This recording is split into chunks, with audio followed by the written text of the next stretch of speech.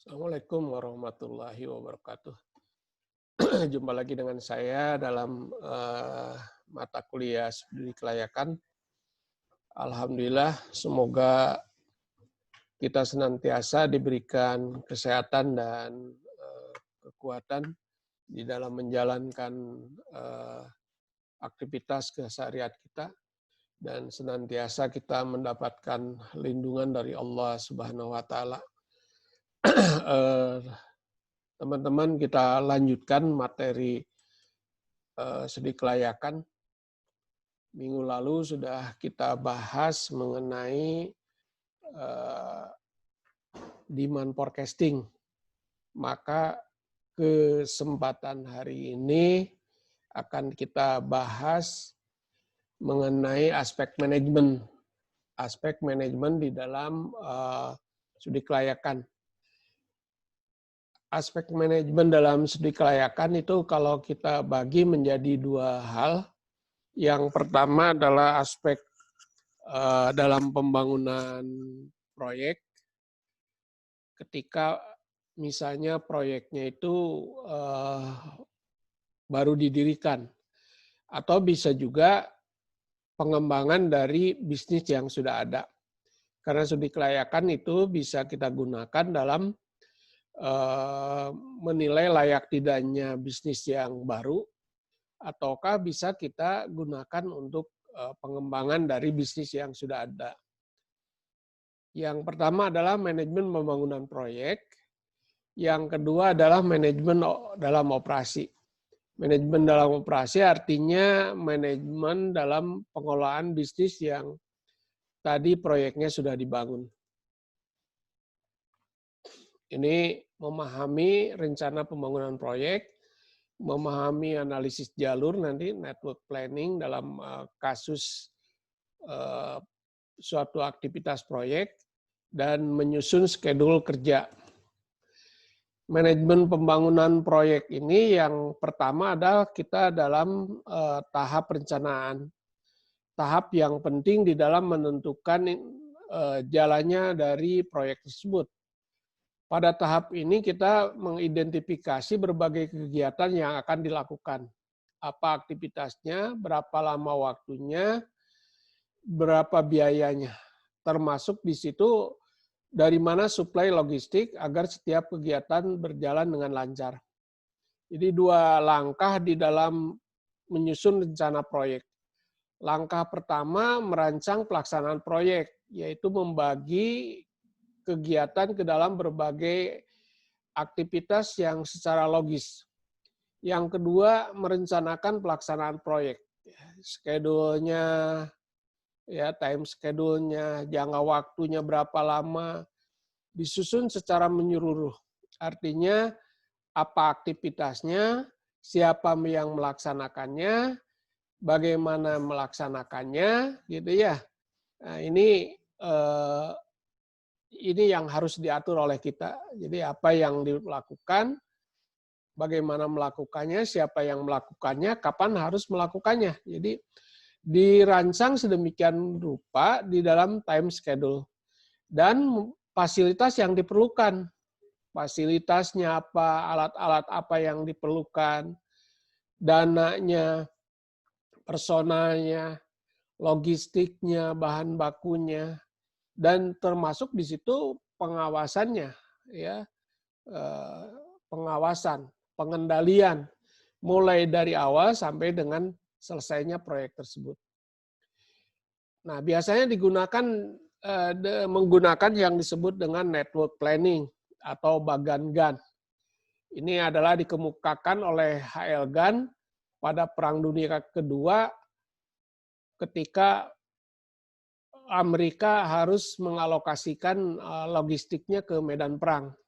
H.L. Gann ini menemukan teori yang disebut dengan network planning atau sering juga pada analisis SPED.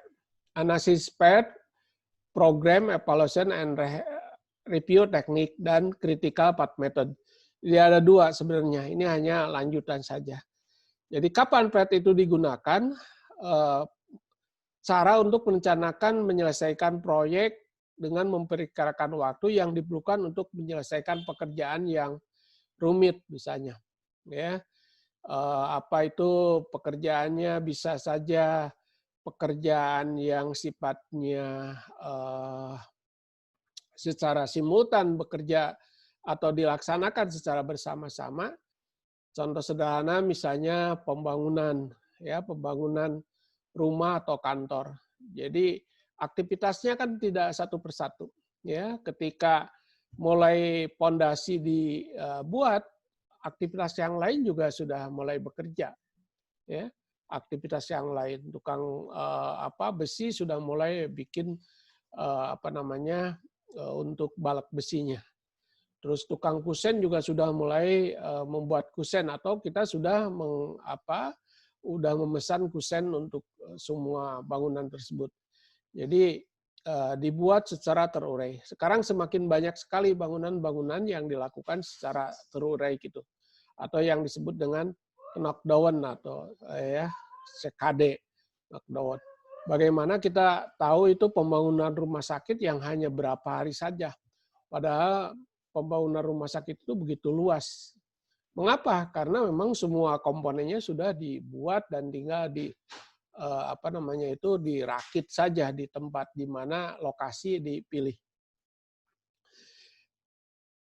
PERT menolong kita dalam hal satu, perencanaan suatu proyek yang kompleks. Dua, penjadwalan pekerjaan dalam urutan yang logis, praktis, dan efisien. Ketiga, pengadaan pembagian kerja tenaga dan sumber daya lainnya. Keempat, penjadwalan ulangan dalam mengatasi hambatan dan keterlambatan. Kelima, menentukan trade-off antara waktu dan biaya. Dan yang keenam, menentukan kemungkinan menyelesaikan suatu proyek tertentu. Ini data yang diperlukan di dalam menyusun PET. Pertama, taksiran mengenai waktu pada setiap pekerjaan itu. Yang kedua, urutannya, ya, aktivitas A, B, C, D, dan selanjutnya itu. Jadi aktivitas C misalnya itu setelah pekerjaan apa? Apakah setelah pekerjaan A atau setelah pekerjaan B? Ini adalah urutan. Dan yang ketiga adalah biaya untuk mempercepat setiap pekerjaan. Mungkin ada biaya lembur, ya, yang harus diberikan untuk mempercepat pekerjaan. Aturan dalam membuat diagram ada dua konsep yang harus diperhatikan. Karena hanya dua di dalam PET itu. Ada event. Event ini suatu kejadian adalah suatu keadaan tertentu yang terjadi pada suatu saat tertentu. Dan yang kedua adalah aktivitas, activity. Pekerjaan yang diperlukan untuk menyelesaikan suatu kejadian tertentu. Bisa kita lihat itu gambarnya hanya ada bulatan dan tanda panah, ya. Silakan. Bulatan itu apakah aktivitas atau event? Nah, ya, karena hanya dua tanda panah. Lihat kasus-kasus atau Anda sudah mempelajari di analisis kuantitatif, ya. Ini menaksir waktu. Waktu di dalam PET ini biasa dalam satuan minggu kalender. Jadi waktu dalam minggu kalender adalah jumlah hari kerja yang diperlukan dibagi dengan jumlah hari kerja per minggu. Sehingga menggunakan distribusi probabilitas. Pertama, hanya ada probabilitas yang sangat kecil dalam waktu itu, yaitu waktu yang paling optimum, yang diberi simbol A.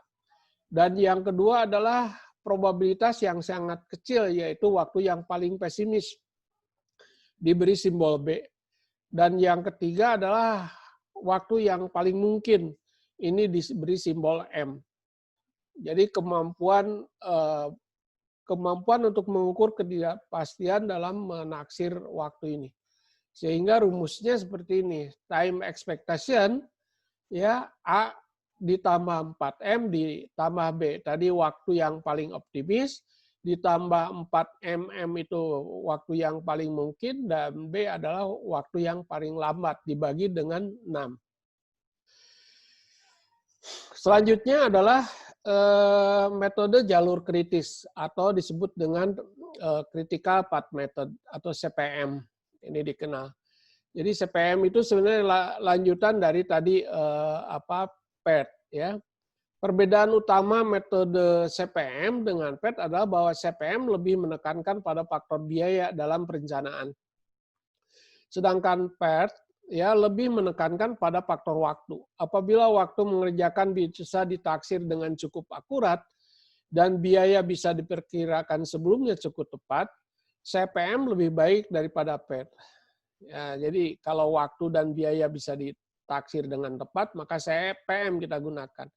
Sebaliknya jika ketidakpastian yang cukup besar dalam menaksir waktu, maka PET lebih baik dipergunakan. Ini perbedaan CPM dengan PET. Menaksir waktu di dalam CPM ini ada dua kemungkinan. Pertama adalah taksiran waktu normal, yaitu taksiran waktu yang paling mungkin dalam PET. Biaya norma adalah biaya yang ditanggung kalau menyelesaikan proyek dalam waktu normal. Yang kedua, taksiran waktu yang dipercepat, yaitu diperlukan adanya biaya yang dipertimbangkan dalam mengurangi waktu penyelesaian proyek. Biaya yang dipercepat adalah biaya yang ditanggung jika menyelesaikan pekerjaan dengan waktu dipercepat. Jadi kemungkinannya kita melakukan percepatan proyek ini biasanya untuk mencapai target ataukah untuk mencapai keuntungan yang lebih besar lagi karena ada opportunity proyek yang berikutnya. Ini saya kira mengenai manajemen proyek, mudah-mudahan bermanfaat. Sekali lagi semoga kita bisa menjalankan aktivitas kita lebih baik lagi dalam keseharian kita, sehingga kita senantiasa meningkatkan produktivitas dalam kondisi bagaimanapun dan senantiasa kita mendapatkan lindungan Allah Subhanahu wa taala. Assalamualaikum warahmatullahi wabarakatuh.